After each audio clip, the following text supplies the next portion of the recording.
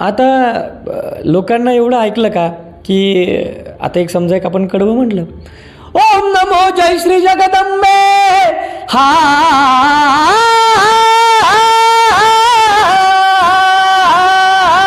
हा,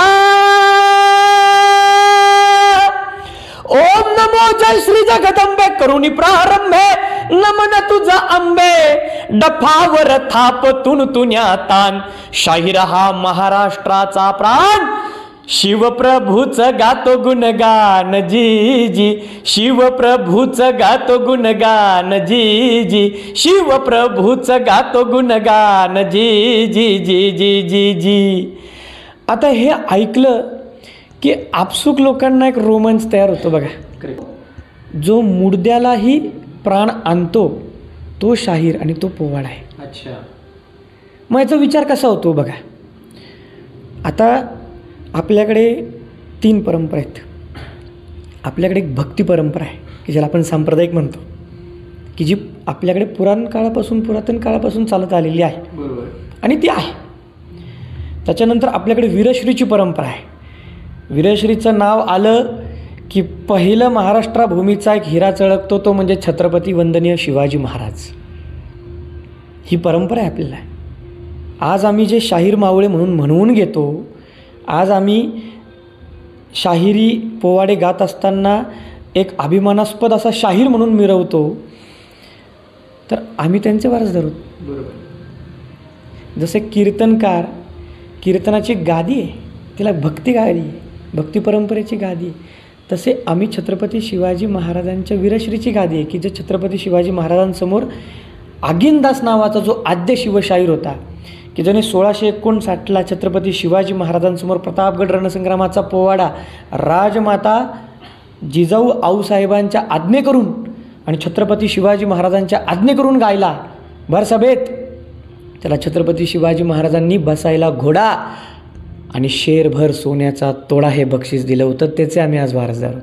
काय सांगतात बघा, आत्ताच आपल्याकडे आपल्या देशावर हल्ला झाला. बरोबर. आता तो पाकिस्तानच्या माध्यमातून झाला. आपण त्याला चोख असं प्रत्युत्तर दिलं. बरोबर. बरोबर आहे. पण मग हे हल्ले तेव्हा झाले नाहीत का? झाले, पण तेव्हा आपण गप्प राहिलो. आता आपण प्रत्युत्तर दिलं, त्याच्यामुळे आता कुठेतरी जगामध्ये आपली भीती निर्माण झाली. पण मग आता हे मांडायचं कसं आहे? आता हे तेव्हा झालं, आता कसं आहे बघा. मग आता काय झालं? तेव्हा पण होतं, आता पण आहे. मग तो फटका काय म्हणतात? सावधान, सावधान हिंदुस्तान झाला भूतखाना, सावधान हिंदुस्तान झाला भूतखाना, सावधान हिंदुस्तान झाला भूतखाना. आत्माराम साध घाली जाग जनार्दना, आत्माराम साध घाली जाग जनार्दना. सावधान, अहो सावधान हिंदुस्तान झाला भूतखाना, सावधान हिंदुस्तान झाला भूतखाना.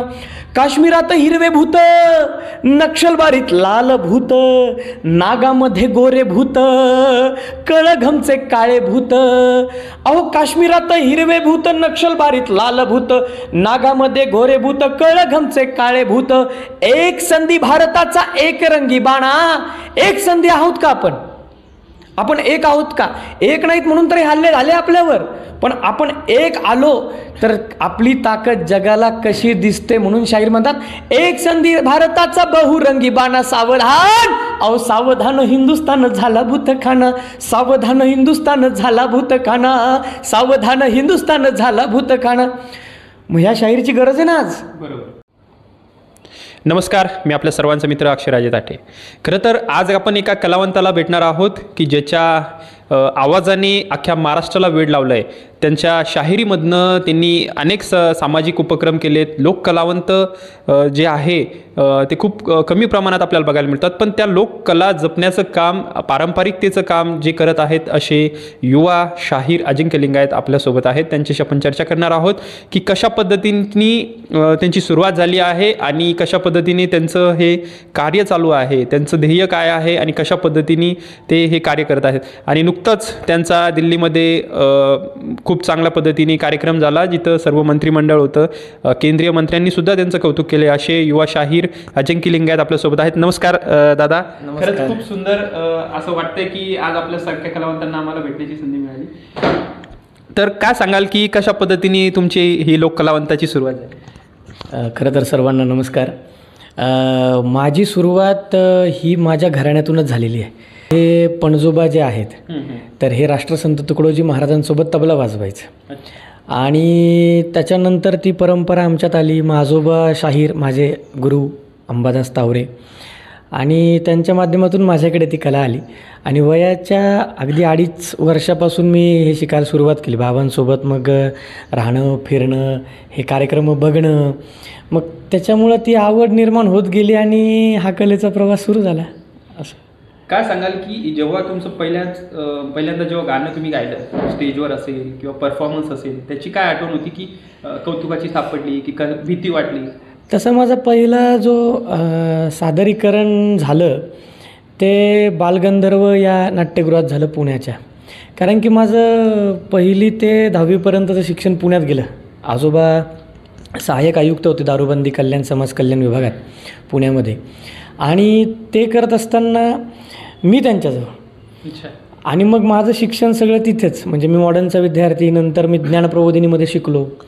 मग मॉडर्नमध्ये असताना मी जेव्हा काहीतरी 2री-3रीला असेल 3रीलाच तर तेव्हा मी छत्रपती शिवाजी महाराजांचा पहिला पोवाडा गायला होता आणि तो म्हणजे एक आमची गॅदरिंग होती आणि बालगंधर्वला आमचा पूर्ण शाळेचा कार्यक्रम घेतला गेला. मग आता करायचं काय कारण की डान्स वगैरे होतं, पारंपरिक काहीतरी जपायचं. मग शिक्षक लोकांनाही प्रोत्साहन दिलं की हा काहीतरी करतो, वादनही करतो, मग याला पोवाडा द्या. मग मी शिवाजी महाराजांचा पहिला पोवाडा म्हटला होता.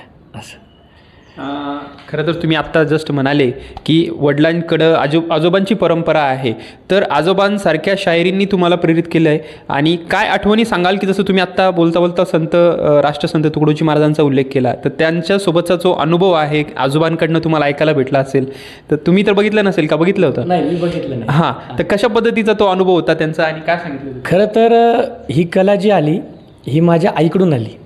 म्हणजे हे आजोबा म्हणजे पणजोबा म्हणजे माझ्या आईचे आजोबा, माझ्या आईचे वडील आणि माझे आजोबा जे होते ते कुष्ठरोगाचे डॉक्टर आणि चौघडा उत्तम वाजवायचे. हां, कलाकारच पण कुष्ठरोगाचे डॉक्टर आणि अनफॉर्च्युनेटली ते ॲक्सिडेंटमध्ये वारले. त्याच्यामुळं मग ते काही झालं नाही. पण हा प्रवाह माझ्या माध्यमातून पुढे चालत राहिला आणि जसं तुम्ही म्हटलात की राष्ट्रसंत तुकडोजी महाराजांचा वारसा कसा. खरं तर त्यांचे परंपरा आहे, संप्रदाय आहे गुरुदेव सेवा मंडळ. गुरुदेव सेवा मंडळामध्ये तुकडोजी महाराज हे जेव्हा त्याचा प्रचार प्रसार करायचे, ग्रामगीतेचा असेल, ग्रामजयंतीचा असेल आणि त्या माध्यमातून मग त्यांची पणजोबांच्या गावात भ्रमंती झाली आणि तेव्हा मग त्यांचं भजन चालू होतं महाराजांचं. खंजिरी भजन, त्याला खंजिरी भजन म्हणलं जायचं. आणि खंजिरी भजन करत असताना मग तबला पाहिजे बाबा, तर मग तबला वादक माझे पणजोबा बसले आणि मग तिथून महाराजांनी त्यांना पकडलं आणि त्यानंतर त्या महाराजांसोबत ते तबला वादन करायचे. मग गावोगावी भ्रमंती करत तबला वादन करत असताना तो अनाथपणे संस्कार पडत गेला ना गुरुदेव सेवा मंडळाचा, गुरुदेव संप्रदायाचा. आणि मग तो संस्कार पडत असल्यामुळं घरीसुद्धा तसंच आचरण.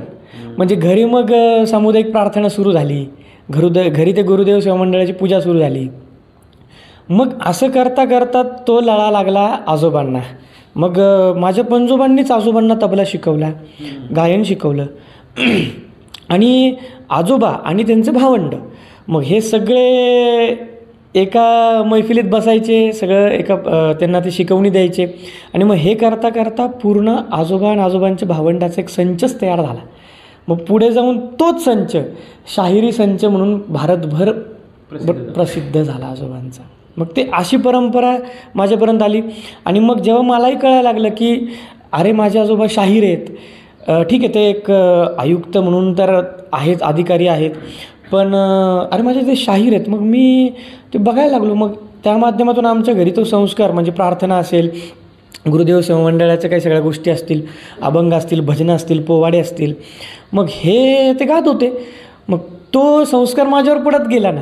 आणि सुदैवानं असं झालं की राष्ट्रसंत तुकडोजी महाराजांची परंपरा आणि आजोबांचे गुरु शाहिरी परंपरेतले अध्वर्यू शाहीर धरतीनंदन शाहीर महर्षी आत्माराम पाटील, मग यांचा जास्त पगडा, विचारांचा पगडा आजोबांच्या जनमनावर म्हणजे डोक्यावर होता. आणि मग ती पण एक आत्मशाहिरी बाबा आजोबा करत होते आणि मग ते करता करता करता करता जसं मी ते म्हणजे लहान वयात तर काही कळत नव्हतं, बाबा एक कला आहे, स्टेजवर जायला मिळतं आहे, गायला मिळतं आहे, वाजवायला मिळतं आहे, म्हणून आपण उभं राहायचं. सगळेजण वाहवा करतात, काय छोटा मुलगा गातो आहे, काय छोटा मुलगा वाजवतो आहे. आणि मग ते करत असल्यामुळे मलाही कौतुक वाटायला लागलं आणि माझं कौतुक व्हायला लागलं. आणि म्हणून मग मी त्या प्रवाहात आलो. पण जसे मला समज यायला लागली तेव्हा मला वाटायला लागलं की अरे नाही, हे काहीतरी वेगळं आहे, याचा आपण अभ्यास केला पाहिजे, याचं आपण अध्ययन घेतलं पाहिजे, केलं पाहिजे. आणि मग त्यामुळे मग मी गुरुदेव सेवा मंडळ जे आहे हे अध्ययन करायला लागलो. आत्मशाहिरी जी आत्माराम पाटलांची शाहिरी जी आहे, म्हणजे त्यांचं संयुक्त महाराष्ट्राच्या चळवळीत विशेष योगदान त्यांचं लाभलं, तर ते मी हाताळायला लागलो, ते अभ्यास करायला लागलो. आणि म्हणून अशा पद्धतीनं ती अशी परंपरा माझ्यापर्यंत आली आणि आज त्या नेटाने काम चालू आहे. बरोबर. आता सध्या जे तुम्ही आत्ता उल्लेख केला की तुमच्या शिक्षणाचा, पुण्यामधील तुम्ही जे शिक्षण घेतलं आहे ते शिक्षण असेल किंवा आता जसं तुमची परंपरा आहे, संस्कृती आहे, त्या संस्कृतीचा आणि शिक्षणाचा जे तुम्ही काही शिक्षण अद्ययावत घेतलेलं आहे ज्ञान, त्याचा शायरीवर काय परिणाम झाला आणि त्याच्यामुळे शायरी कशी फुलत गेली? म्हणजे खरं तर त्याचा परिणाम शाहिरीवर नाही झाला. अच्छा. याच्यावर शाहिरीचा परिणाम झाला. कारण की अभ्यास हा चालूच होता. म्हणजे 10वीपर्यंत मी शिक्षण घेतलं पुण्यात आणि आजोबा आजींकडे, मामा मामींकडे राहत होतो. मग वडील म्हटल्यावर तो तर कित्येक वर्ष त्यांच्याकडे राहतो, आम्हालाही थोडंसं म्हणजे आमचं लेकरू म्हणून तू हे कर की बाबा तू इकडे ये. आता तेव्हा औरंगाबाद होता, आता छत्रपती संभाजीनगरला ये बाबा. म्हटलं मग इकडे आलो. मग ते मला यायचं नव्हतं पण मी आलो आणि तोपर्यंत मग शाहिरी चालूच, हे चालूच, वादन चालूच. मी तबला पण शास्त्रीय शिकलो आहे. आणि मग ते करता करता इकडे आलो. 11वी 12वी सायन्स केलं, D.Ed केलं, BA मराठी केलं, BSc गणित केलं आणि त्याच्यानंतर आत्तापर्यंत मी MSW केलं. ओके. पुण्यातूनच. मग हे करत असताना हे मी एक अभ्यास म्हणून, नोकरी लागायची म्हणून असं काही करत नव्हतं. हे आपलं चाललं आहे बाबा, मला शिकायचं आहे. पण याच्यात माझा जास्त इंटरेस्ट समाजकारणामध्ये, शाहिरीमध्ये, कलेमध्ये जास्त. पण सुदैवानं असं झालं की माझी शाहिरी, माझी कला, माझं वादन, माझी कलाकारी या गोष्टीसाठी सहाय्यभूत ठरली. अच्छा. आणि जिथे जायचो म्हणजे मग समजा डिग्री असेल, मग हा कलाकार आहे आणि परत पुण्यातला एक संस्कार आहे ना, म्हणजे पुण्यातला एक शिष्टाचार आहे, संस्कार आहे, मग तो माझ्यामध्ये दिसायचा. तर ते दिसल्यामुळे मग आपसूक त्या प्राध्यापकांना, शिक्षकांना असं वाटायचं याच्यात काहीतरी वेगळं, याला काहीतरी घेतलं पाहिजे पुढे. आणि मग अशा पद्धतीनं ते पण सपोर्ट करत गेले, मला मार्गदर्शन करत गेले. आणि मग त्यामुळे माझ्या ह्या काही डिग्र्या आहेत, माझं काही शिक्षण आहे, हे एक समतोल पद्धतीने साधत गेलं. आणि त्या पद्धतीने एक दोन्ही ज्या काही चाकं आहेत या गाडीचे माझ्या, तर मी त्याचा समतोल साधला. आणि त्याच्यामुळे मग आज ह्या शिक्षणाचाही फायदा आणि शाहिरीचा फायदा असा झाला की मला एक अध्यासन केंद्र उघडता आलं, अध्यासन केंद्रात काम करता आलं. एक महाविद्यालयामध्ये सिनियर कॉलेजला मला प्राध्यापक म्हणून काम करता आलं. आणि आज मी एका प्राथमिक शाळेत सहशिक्षक म्हणून परमनंट पदावर रुजू आहे. हे सगळं श्रेय जर कोणाचं असेल तरी फक्त शाहिरी आणि कलेचं आहे. असं आता तुम्ही बोलता बोलता उल्लेख केला देवगिरी महाविद्यालयातही तुम्ही काम केलं आहे प्राध्यापकीचं, त्याच्यानंतर लोककला मंच स्वतः स्थापन केलेला आहे. ह्या लोककलेच्या माध्यमातून कशा पद्धतीने फायदा झाला किंवा अनेक जे लोककलावंत तुम्ही घडवलेत, तर ते घडवताना काय काय तुम्ही म्हणजे योगदान देता आलं तुम्हाला? खरं तर या योगदानासाठी म्हणजे माझे आजोबा, माझे गुरुवर्य ज्येष्ठ शाहीर अंबादास तावरे यांचं अतिशय मोलाचं योगदान माझ्या पाठीमागे आहे. मला जडणघडणीमध्ये त्यांनी फार म्हणजे मोलाचा वाटा त्यांचा आहे. आणि यासोबत म्हणजे महाराष्ट्रातले जेवढे केवढे लोककलावंत आहेत, शाहीर आहेत, जे माझे सहकारी आहेत, इथले गरवारे कम्युनिटी सेंटरचे संचालक श्री सुनील सुतवणे असतील, माझे शालेय शिक्षक असतील, प्राध्यापक असतील, आणि यासोबत आमचे सचिन अनर्थी असतील किंवा आमचे पुण्यातले हेमंत मावळे असतील शाहीर, तर यांनी मला जास्त मोटिवेट केलं. आणि परत आपले लोककला अकादमीचे जे डॉक्टर गणेश चंदनशिवे आहेत, यांनी मुंबई लोककला अकादमीला काम केलं, सुरू केली. तर तोच एक दृष्टिकोन आजोबांच्या माझ्या मनात होता की मराठवाड्यात असं काहीतरी झालं पाहिजे. आणि शाहीर महर्षी आत्माराम पाटीलांचा विचारांचा पगडा, शाहिरीचा पगडा आजोबांच्या डोक्यावर, माझ्या डोक्यावर होताच. पण ते हयात असताना आजोबांना त्यांनी काही करू दिलं नाही. ते म्हणे माझ्यासाठी काय करायचं नाही, मी काय एवढा मोठा नाही, माझं असं काही करायचं नाही, कारण की त्यांना ते मोठेपण मिरवायला आवडतच नव्हतं. मग ते ज्या वर्षी गेले, 2009ला ते गेले, 2010ला गेले. 2010लाच आजोबांनी त्यांच्या नावाचा एक मंच काढला, शाहीर महर्षी आत्माराम पाटील शाहिरी मंच. आता बघा, इथेपर्यंत मला काहीच कळलं. म्हणजे आजोबा म्हणतात तुला हे करायचं आहे, आणि त्या मंचाचा मला सचिव बनवलं. अच्छा, बघा बरं का. मग सहसचिव बनवलं पहिले, आणि तुला हे करायचं आहे, तुला ते करायचं. मी अनाथ करतो आहे. मग त्याच्यामध्ये आजोबांनी सुरुवातीला मग मंचाची स्थापना केली. मोठे मोठ्या लोकांचे, मान्यवरांचे लोककलावंत तिथे आले, आमदार खासदार आले, मंत्रिमंडळ आलं. तर ते झालं, आणि त्याच्यानंतर मग ॲक्च्युअल मंचाचं काम सुरू झालं. तर त्याच्यात काय झालं, मग त्याच्यामध्ये लोककला मेळावे असतील, शाहिरी स्पर्धा असेल. त्याच्यात दरम्यान परत शासनात सांस्कृतिक कार्य संचालनालयाचं, महाराष्ट्र शासनाचं शाहिरी प्रशिक्षण शिबिर लागले. मग त्यालाही आजोबा संचालक म्हणून राहिले होते 3-4 वर्ष.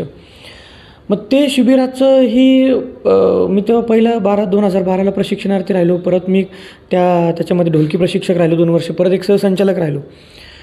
मग हे काम, मग परत आमच्या इथे गरवारे कम्युनिटी सेंटरला छत्रपती संभाजीनगरमध्ये लोकशाहीर विश्वासराव साळुंखेंचं शिबिर भरायचं, की जे आता 25-30 वर्ष झाले, की त्यांच्या स्मृतिप्रित्यर्थ लोकशाहीर विश्वासराव साळुंखे स्मृती प्रतिष्ठानच्या वतीनं ते शिबिर भरायचं.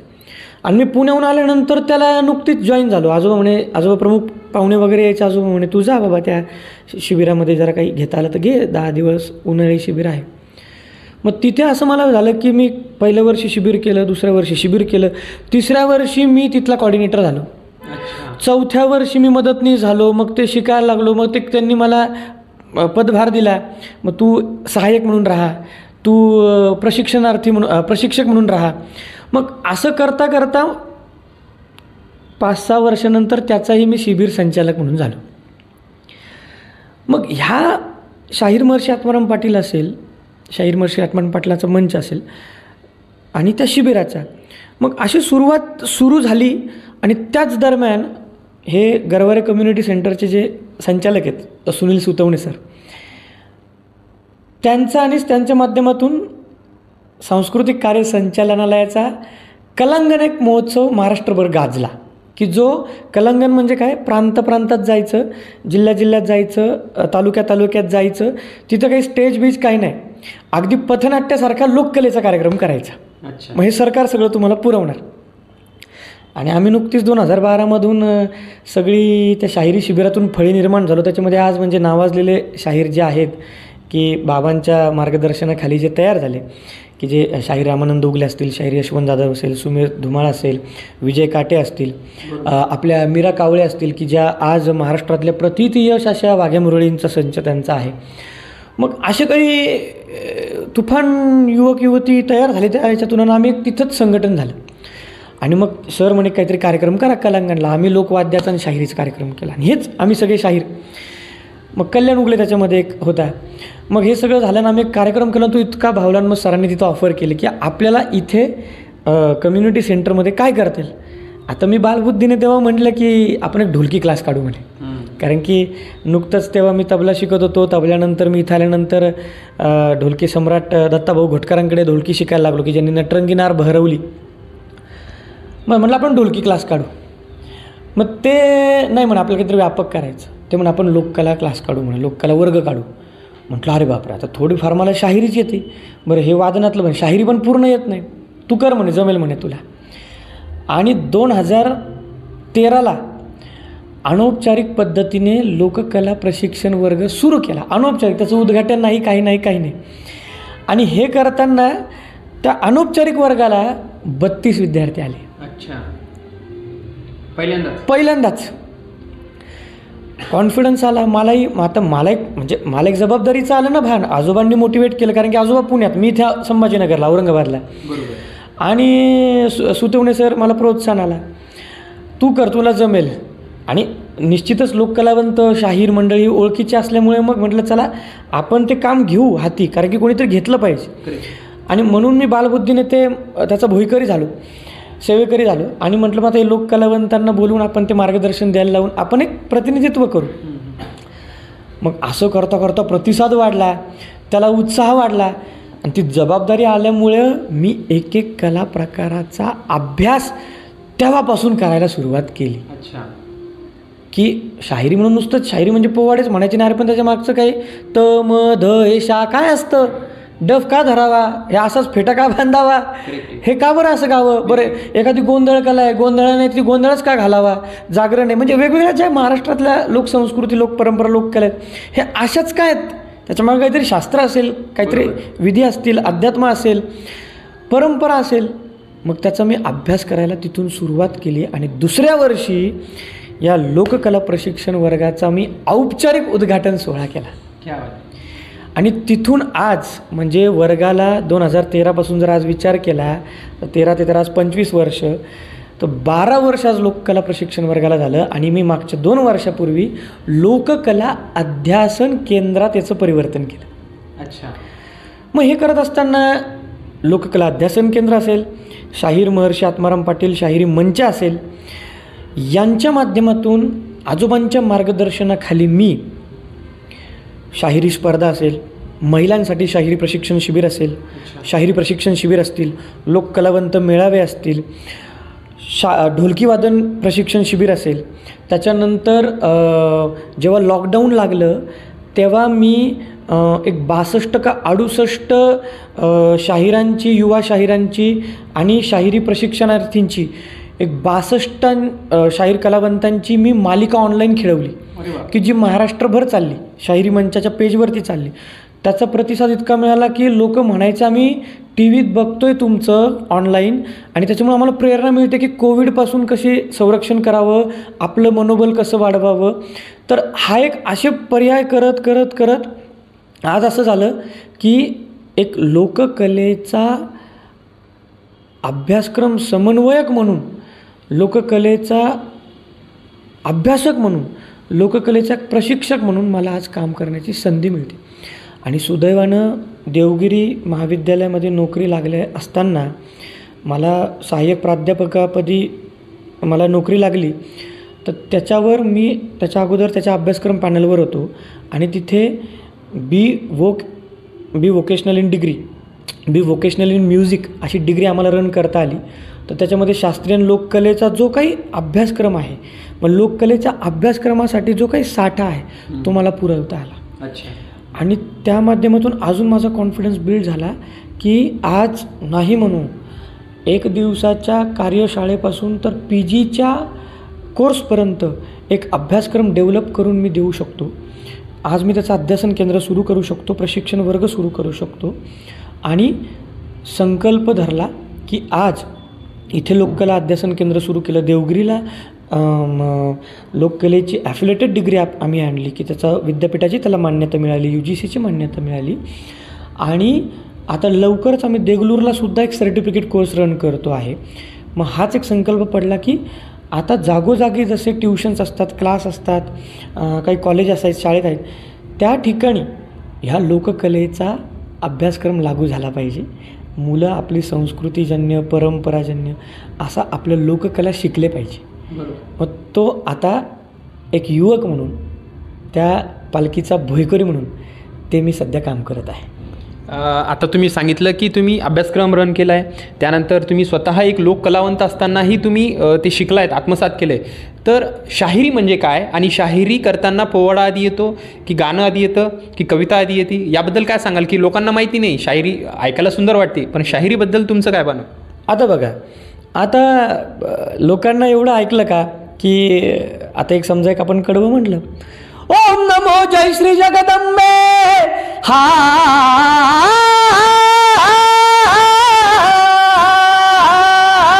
हा, ओम नमो जय श्री जगदंबे, करुणी प्रारंभे नमन तुझा अंबे, डफावर थाप तुन तुन्या तान, शाहीर हा महाराष्ट्राचा प्राण, शिवप्रभूचं गातो गुणगान जी जी, शिवप्रभूचं गातो गुणगान जी जी, शिवप्रभूचं गातो गुणगान जी जी जी जी जी जी. आता हे ऐकलं की आपसूक लोकांना एक रोमांच तयार होतो बघा. मग आता खरं सांगायचं म्हणजे आज भरपूर लोक विचार करतात की हे आत्ता आलं का, किंवा हे पहिल्यापासून आहे का, किंवा हे काय उगं चालत आलं असेल. आणि याच्यामध्ये काही मतमतांतर पण असतात. बरोबर. पण याच्यातली पॉझिटिव्ह गोष्ट मी असा विचार करतो की जी ती कला बरं का, जी ती कला आणि जो त्या क्षेत्रातला कलाकार हा त्या ठिकाणी श्रेष्ठ असतो. बरोबर. म्हणजे कुठलीच कला ही उच्च आहे, नीच आहे, हे आमचं असं आमचं तसं असं मला वाटत नाही. पण आज आपण आपल्याकडे भारतामध्ये, महाराष्ट्रामध्ये लोककला आहेत, शास्त्रीय संगीत आहे, उपशास्त्रीय संगीत आहे, सुगम संगीत आहे. एवढंच नव्हे तर पाश्चात्य संगीतसुद्धा आहे, वेस्टर्न संगीतसुद्धा आहे. ते आपल्याला भावतं, हे त्या ठिकाणी श्रेष्ठ आहे आणि ते घेतलंही पाहिजे, ही काळाची गरज आहे. पण या सगळ्यांची जर जननी कुठली असेल ना तर हे लोककला आहे. बरोबर. मग आता तुम्ही म्हटलात की लोककलेतला हा एक प्रकार आहे शाहिरी, त्याला तुम्ही पोवाडा म्हणतात. शाहिरी म्हणजे काय हो? शाहिरी म्हणजे काय? आता तुम्ही माझं आज मुलाखत घेत आहेत, तुम्ही आज खऱ्या अर्थाने एक पत्रकार आहात. बरोबर. त्या काळातले खऱ्या अर्थाने पत्रकार, रिपोर्टर, दिवंडी पेटवणारे हे शाहीरच होते. अच्छा. पण त्यांचं माध्यम कसं होतं? त्यांचं माध्यम हे प्रबोधनाचं होतं. ओके. प्रबोधनासोबत मनोरंजनाचं होतं. आणि शाहिरी म्हणजे काय? तर शाहिरी म्हणजे हे वीरगान, स्फूर्तिगान. अच्छा. आता ते स्फूर्तिगान, वीरगान म्हणजे आपण देशभक्तीपर गीतं पण म्हणतो. मग पोवाड्यामध्ये देशभक्तीपर गीतांमध्ये आणि भक्तिमय गीतामध्ये काय फरक आहे? अहो, जो मुडद्यालाही प्राण आणतो तो शाहीर आणि तो पोवाडा आहे. अच्छा. मग याचा विचार कसा होतो बघा. आता आपल्याकडे 3 परंपरा आहेत. आपल्याकडे एक भक्ती परंपरा आहे की ज्याला आपण सांप्रदायिक म्हणतो, की जी आपल्याकडे पुरातन काळापासून चालत आलेली आहे. बरोबर. आणि ती आहे. त्याच्यानंतर आपल्याकडे वीरश्रीची परंपरा आहे. वीरश्रीचं नाव आलं की पहिलं महाराष्ट्राभूमीचा एक हिरा चळकतो, तो म्हणजे छत्रपती वंदनीय शिवाजी महाराज. ही परंपरा आहे आपल्याला. आज आम्ही जे शाहीर मावळे म्हणून घेतो, आज आम्ही शाहिरी पोवाडे गात असताना एक अभिमानास्पद असा शाहीर म्हणून मिरवतो, तर आम्ही त्यांचे वारसदार आहोत. बरोबर. जसे कीर्तनकार, कीर्तनाची गादी आहे, तिला भक्ती गादी आहे, भक्ती परंपरेची गादी आहे. तसे आम्ही छत्रपती शिवाजी महाराजांच्या वीरश्रीची गादी आहे की जे छत्रपती शिवाजी महाराजांसमोर आगिनदास नावाचा जो आद्य शिवशाहीर होता की ज्याने 1659ला छत्रपती शिवाजी महाराजांसमोर प्रतापगड रणसंग्रामाचा पोवाडा राजमाता जिजाऊ आऊसाहेबांच्या आज्ञे करून आणि छत्रपती शिवाजी महाराजांच्या आज्ञे करून गायला भरसभेत. त्याला छत्रपती शिवाजी महाराजांनी बसायला घोडा आणि शेरभर सोन्याचा तोडा हे बक्षीस दिलं होतं. त्याचे आम्ही आज वारसदार आहोत. मग ही वीरश्रीची परंपरा आहे. मग पेशवे काळात शृंगारिक परंपरा बळली. अच्छा. आणि पेशवे काळानंतर या स्वातंत्र्य चळवळीसाठी, आपल्या देशाच्या स्वातंत्र्यपूर्व आणि स्वातंत्र्य चळवळीसाठी, चळवळीनंतर चळवळीमध्ये राष्ट्रीय चळवळ बहरली. मग अशा 4 परंपरा याच्यामध्ये आज येतात की भक्तिरस परंपरा, वीररस परंपरा, शृंगारिक परंपरा आणि राष्ट्रीय परंपरा. मग या भक्ती परंपरेतलं, शृंगार परंपरेतलं, वीरश्री परंपरेतलं, आधुनिक ज्याला राष्ट्रीय परंपरेतलं म्हणलं जातं, तर ही शाहिरी परंपरा आहे. मग आम्ही असा विचार करतो की चला भक्ती परंपरेने जर बोलायचंच झालं तर श्रीकृष्ण परमात्मा हा एक आद्य गुरु मानलं जातं. बरोबर आहे. महाभारत, भगवद्गीता हा एक मोठा ग्रंथ आपल्याला त्यांची देण आहे. आणि जर ती भगवद्गीता 18 अध्यायाची सांगितली नसती तर अर्जुनाच्या हातचं गांडीव धनुष्य जे पडलेलं होतं ते उठलं नसतं. आणि संहार होऊन धर्म स्थापन झाला नसता. मग आम्ही असं समजतो की श्रीकृष्ण परमात्मा हा पहिला आद्य शाहीर आहे. अच्छा. की ज्याने 18 अध्यायाचा पोवाडा लिहिला. जगातला पहिला पोवाडा आहे तो, सृष्टीतला पहिला पोवाडा आहे तो. की तो पोवाडा ऐकल्यामुळं त्या अर्जुनाचं मतपरिवर्तन झालं. त्यांनी गांडीव धनुष्य उचललं, धर्मस्थापन केला. अच्छा. हाच विचार घेऊन छत्रपती शिवाजी महाराजांनी स्वराज्य स्थापन केलं. त्या अफजल खानाचा कोथळा बाहेर काढला.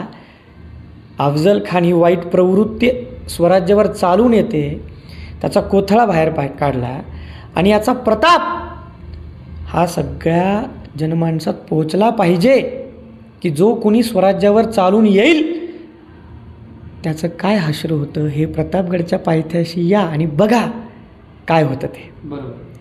मग हे सांगितलं पाहिजे कोणीतरी. मग त्या आगिनदासाने डफ तुंतून घेतलं आणि तो प्रतापगडच्या रणसंग्रामाचा पोवाडा गायला. आणि तो पोवाडा गायल्यानंतर तो सोन्याचा तोडा घोडा बसायला बक्षीस दिल्यानंतर ती परंपरा आमची झाली. मग तिथून खऱ्या अर्थानं शाहिरी परंपरेला आणि शाहिराला खऱ्या अर्थानं मान मिळाला. आणि मग तो वीरश्री गाऊ लागला. जे भक्तिरस पोवाडे गात होता की तो मग वीरश्री गाऊ लागला. आणि मग नंतर पेशवाई काळात परत शृंगारिक गाऊ लागला. त्याच्यानंतर परत स्वातंत्र्य चळवळ आली, शृंगार रस सोडून परत त्यांनी वीरश्री पकडलं. मग देशाची गाणी, देशाची पोवाडे तो गाऊ लागला, म्हणून ते राष्ट्रीय शाहिरी झाली. आणि मग शाहिरीचा हेतू काय की जो जिवंत असताना ज्या माणसांना पेटवतो, उठवतो, लढायला शिकवतो ती खऱ्या अर्थानं शाहिरी आहे. ते वीरगाणे, ते स्फूर्तिगाणे आणि ते काव्य आहे.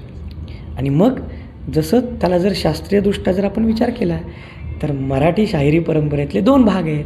एक म्हणजे पोवाडा आणि दुसरं म्हणजे लावणी. की जे आपण त्याला म्हणतो हा शाहीर हा महाराष्ट्राचा प्राण आहे, तशी लावणी ही महाराष्ट्राची शान आहे. म्हणजे हे त्याचा छंद जरी वेगळा असला तरी हा भाग एकच. आज तुम्ही आत्ता सांगितलं की जे आपले पोवाडा आहेत, शाहीर आहे, याची ही परंपरा आहे. जसं की भक्तिरस असेल, शृंगारिक रस झाला, वीर रस झाला. आजच्या पोवाड्याचा कोणता हेतू आहे, म्हणजे कोणता रस आता सध्या चालू आहे? सामाजिक परिवर्तनासाठी पोवाडा काय परिवर्तन करू शकतो? जसं की त्या काळात देशभक्ती जागवली, वीरश्री जागवली. ह्या काळामध्ये सामाजिक परिवर्तन करताना पोवाड्याचा कसा फायदा करता येईल किंवा पोवाड्याचा काय आपण समाजात बदल घडवू शकतो? काय सांगाल की आजच्या पोवाड्याबद्दल? म्हणजे आज जो पोवाडा चालू आहे ना, तर आज खऱ्या अर्थानं राष्ट्रीय पोवाड्याची, राष्ट्रीय शाहिरीची गरज आहे. आता वीरश्री पोवाडे चालतात. वीरश्री आणि राष्ट्रीय शाहिरीतले पोवाडे म्हणजे एकच आहेत. वीरच बाजाने सादर करावे लागतात. पण इथे वीरश्री पोवाडे म्हणजे कुठले? मग छत्रपती जे इतिहासकार, इतिहास काळातले की छत्रपती शिवाजी महाराजांनी इतिहास घडवला, स्वराज्य उभारलं. शाहू महाराज असतील, डॉक्टर बाबासाहेब आंबेडकर असतील, महात्मा ज्योतिबा फुले असतील.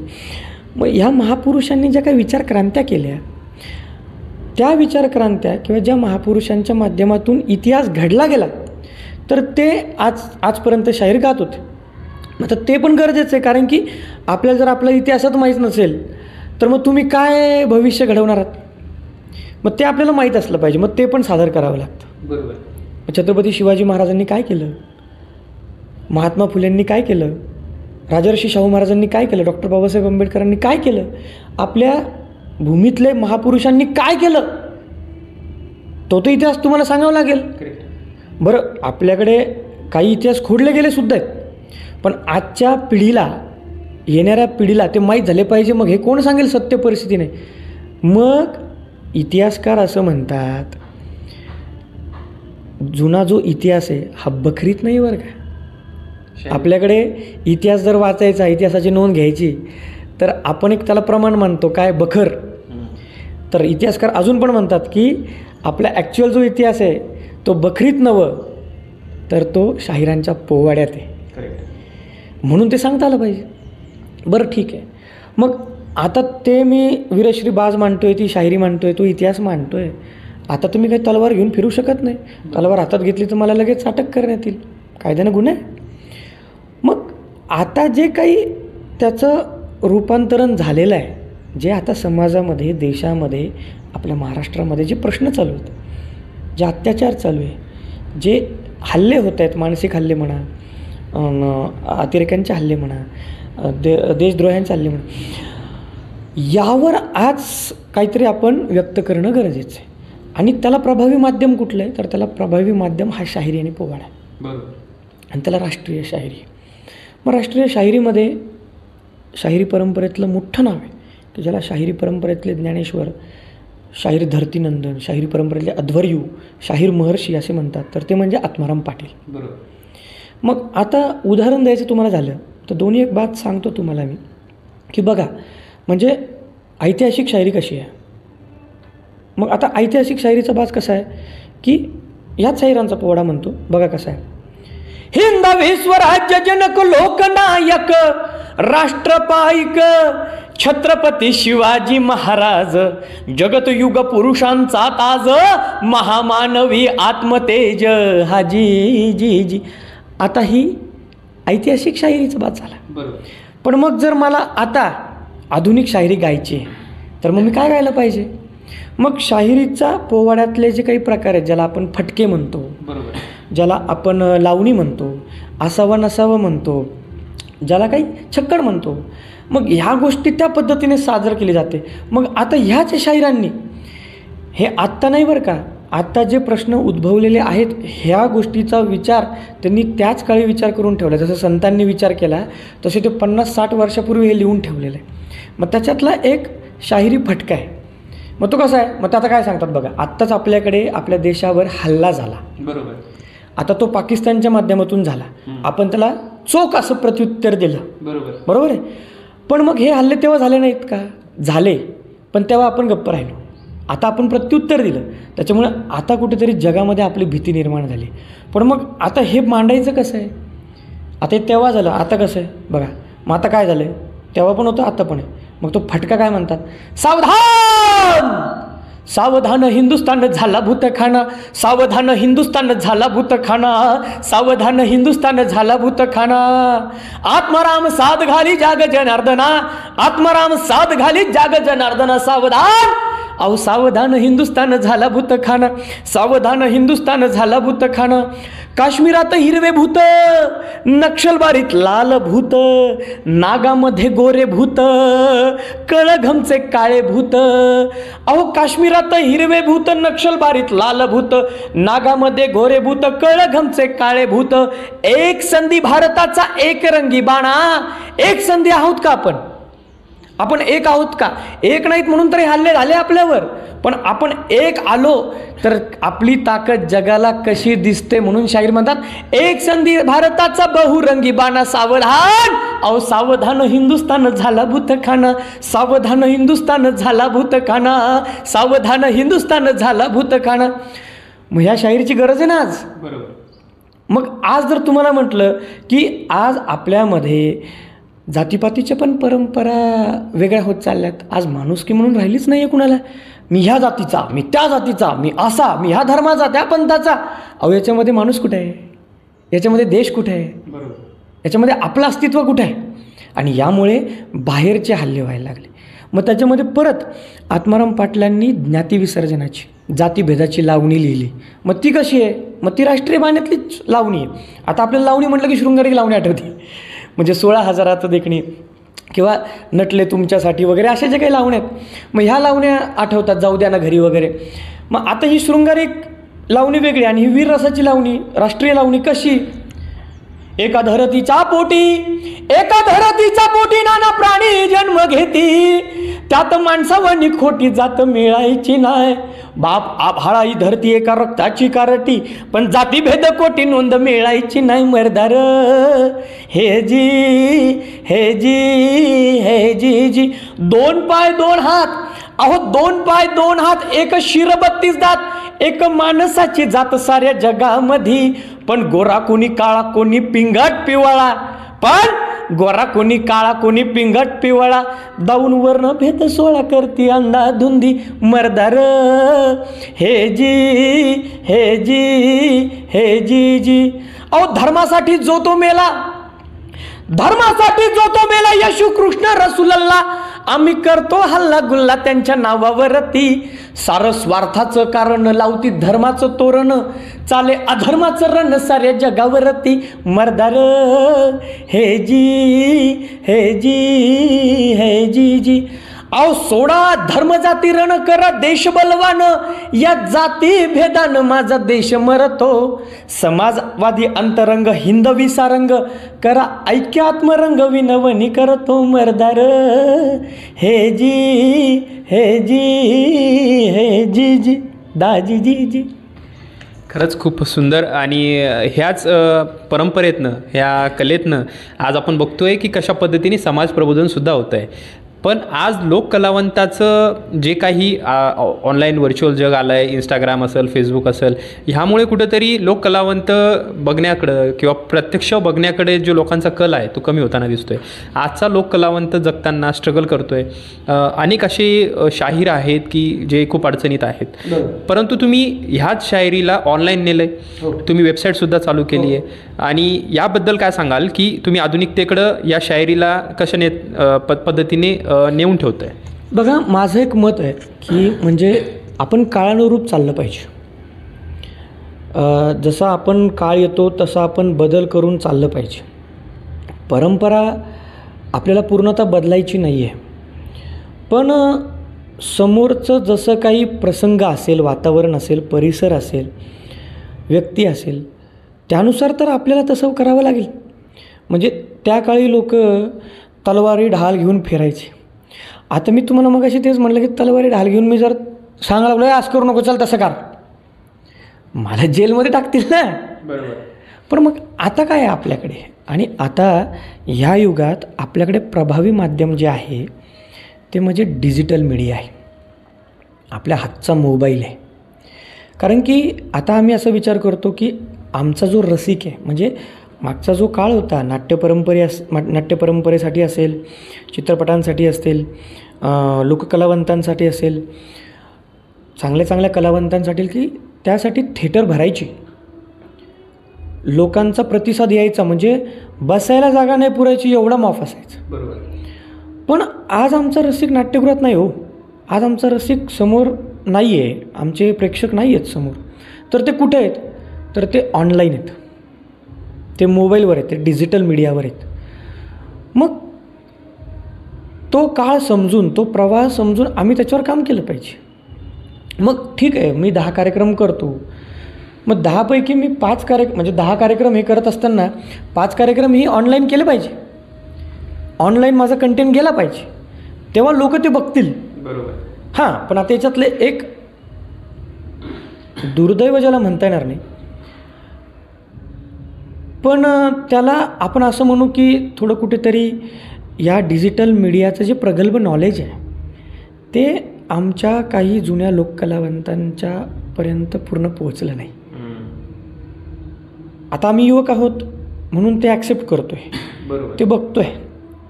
जसं मी तुम्हाला मगाशी सांगितलं की माझी वेबसाईट जी आहे शायरीतली पहिली वेबसाईट आहे, वेबसाईटवर काम केलं मी. डिजिटल मीडिया म्हणजे यूट्यूब असेल, फेसबुक असेल, इंस्टाग्राम असेल, लिंक्डइन असेल, ट्विटर असेल, यासारख्या प्लॅटफॉर्मवर मी माझे अकाउंट्स खोललेत. बरोबर. त्या माध्यमातून मी त्या लोकांच्या संपर्कात आहे, लोक मला ओळखतात, बघतात, मला कमेंट करतात, माझ्याशी बोलतात. व्हॉट्सअप असेल, फोन असेल, हेच नाही तर मग त्या तंत्रज्ञानाचं, म्हणजे आता हे तुम्ही माझ्यासमोर माईक धरलं आहे, याचाही तंत्रज्ञान, हे तंत्रज्ञान, हे शूटिंग चालू आहे, हे याचाही आपण अभ्यास केला पाहिजे. बरोबर. पण दुर्दैव असं झालं की आमच्या लोककलावरपर्यंत ते पोचलं नाही.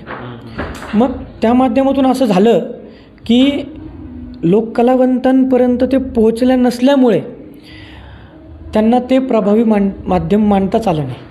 मग त्यांना वाटलं की काय, मग आपला तमाशा चालतो ना, मग तो थिएटरमध्येच चालतो, मग तिथेच आपण केलं पाहिजे. आपण आपली शाहिरी परंपरा आहे ना, मग ही त्या स्टेजवरच केली पाहिजे.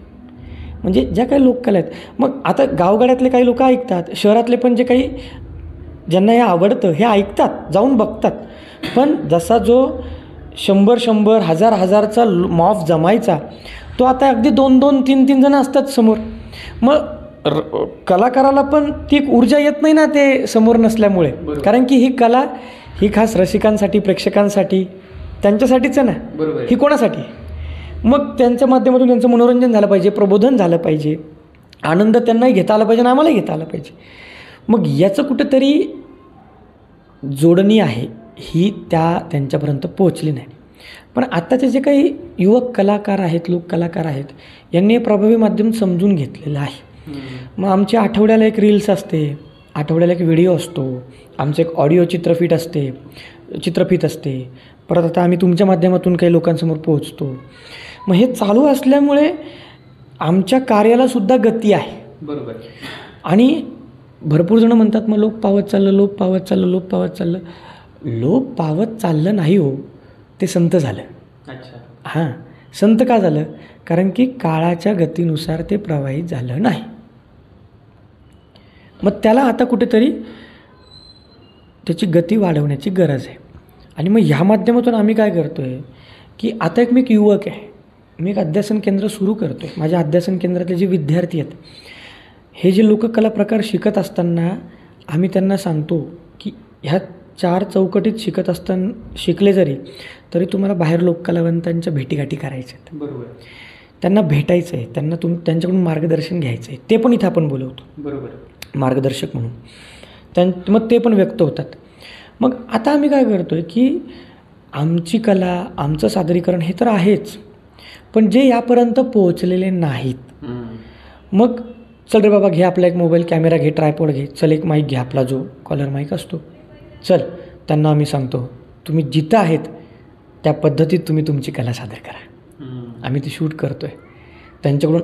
आणि बरं, नुसतं कला आम्ही शूट करत नाही आहेत, कला आम्ही माहिती घेत नाहीत, तर त्यांनी त्यांची हयात कशी घालवली, त्यांची कला त्यांनी कशी जोपासली, या कलेतला मर्म कसं आहे, शास्त्र कसं आहे, त्याच्यातलं बांधणी कशी आहे, मग ते आम्ही जाणून घेतो आहे. आणि मग तेच लोकमानसांसमोर आम्ही आणण्याचा प्रयत्न करतो. ही जी वेबसाईट खोलली ही काही वैयक्तिक शाहीर अजिंक्य म्हणून शाहीर अजिंक्यच्या नावे आहे तशी नाही.